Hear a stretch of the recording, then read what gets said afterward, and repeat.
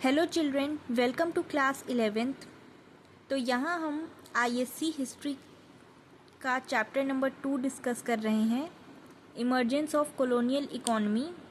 तो आज हम ये चैप्टर स्टार्ट करने वाले हैं। मैंने पहले भी अपने चैनल पे द ग्रोथ ऑफ नेशनलिज्म जो कि चैप्टर नंबर 1 है, उसकी वीडियोस अपलोड कर दी हैं। I will provide the link in the description. अगर आपने वो नहीं देखी है तो आप देख सकते हैं। तो चलिए शुरू करते हैं emergence of the colonial economy इस चैप्टर को। तो सबसे पहले समझते हैं कि कॉलोनियल इकोनॉमी इस टर्म का मतलब क्या है। तो इसका मतलब है कि कॉलोनाइजेशन के पीरियड में जो इकोनॉमिक सिस्टम एग्जिस्ट करता था उसके बारे में हम पढ़ेंगे, जिसमें सबसे पहला टॉपिक है कि ट्रांसपोर्ट और कम्युनिकेशन में क्या डेवलपमेंट आया, पहले कैसा था और क्या डेवलपमेंट हुआ, इसके बारे में। So let's get started. तो पहले इंडिया का अपना एक सिस्टम था ट्रांसपोर्ट और कम्युनिकेशन का, जहाँ पर रिवर ट्रांसपोर्ट जो था it was used for trading and passenger traffic.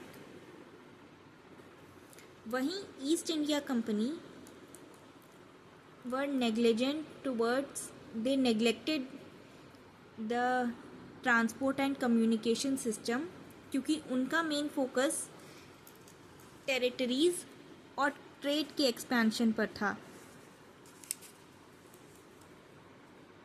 जिसकी वजह से जो ट्रांसपोर्ट सिस्टम ऑलरेडी एग्जिस्ट करता था इंडिया में वो काफ़ी ज़्यादा र्यून हो गया। पर क्योंकि कंपनी टेरिटरीज और ट्रेड के एक्सपेंशन में बिजी थी तो उनका ध्यान इस ट्रांसपोर्ट सिस्टम की तरफ नहीं गया। लेकिन बाद में उन्हें खुद भी ज़रूरत लगने लगी इस सिस्टम की। तो एक एक करके समझेंगे कि क्या क्या ज़रूरतें उन्हें लगने लगी ये ट्रांसपोर्ट और कम्युनिकेशन के डेवलपमेंट की। तो सबसे पहला रीज़न तो ये है कि कंपनी ने की आर्मी जो पोस्टेड थी अलग अलग सेंटर्स में पोस्टेड थी और रूल करती थी, तो इसकी वजह से काफ़ी तो उन्हें ट्रांसपोर्ट की ज़रूरत पड़ी। नेक्स्ट आता है, इसी टाइम पे आपने इंडस्ट्रियल रेवोल्यूशन के बारे में पढ़ा होगा।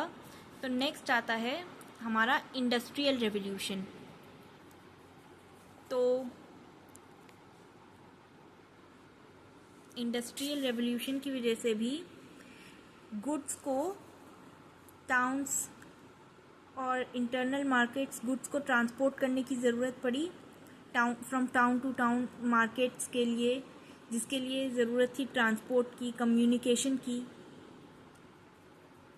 तो प्लस रॉ मटेरियल्स सप्लाई करने से एक्सपोर्ट, रॉ मटेरियल्स के एक्सपोर्ट के लिए भी ट्रांसपोर्ट बहुत ज़्यादा ज़रूरी था।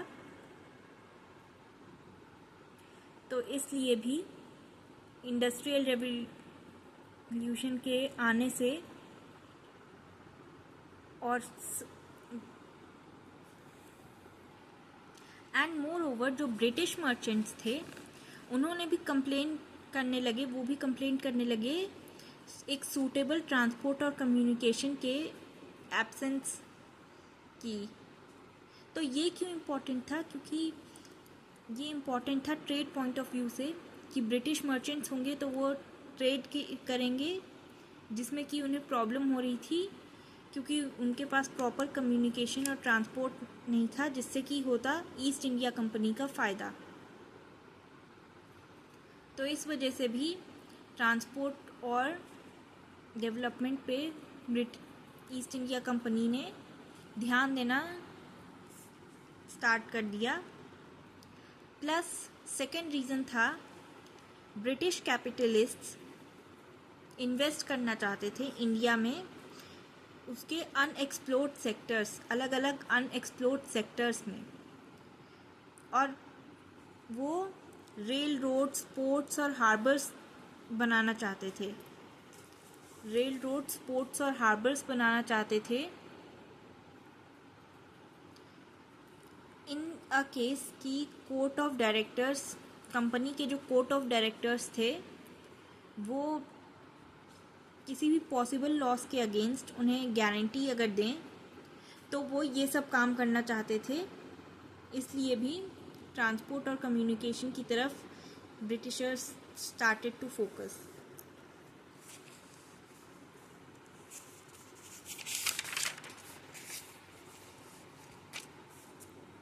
नेक्स्ट पॉइंट है कि इम्पीरियल कंट्रोल को मेंटेन करने के लिए भी हर अलग अलग हेडक्वार्टर्स के बीच लिंक होना ज़रूरी था, इसलिए भी ट्रांसपोर्ट की ज़रूरत थी।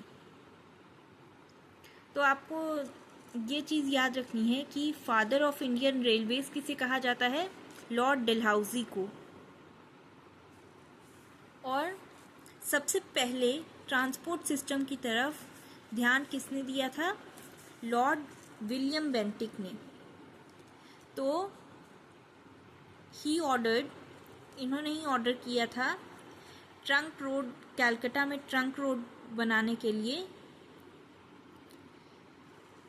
प्लस रिवर ट्रांसपोर्ट, कलकत्ता और असम के बीच रिवर ट्रांसपोर्ट का अरेंजमेंट करने के लिए, उसके इम्प्रूवमेंट के लिए, क्योंकि असम जो था वो बहुत ही इम्पोर्टेंट था फॉर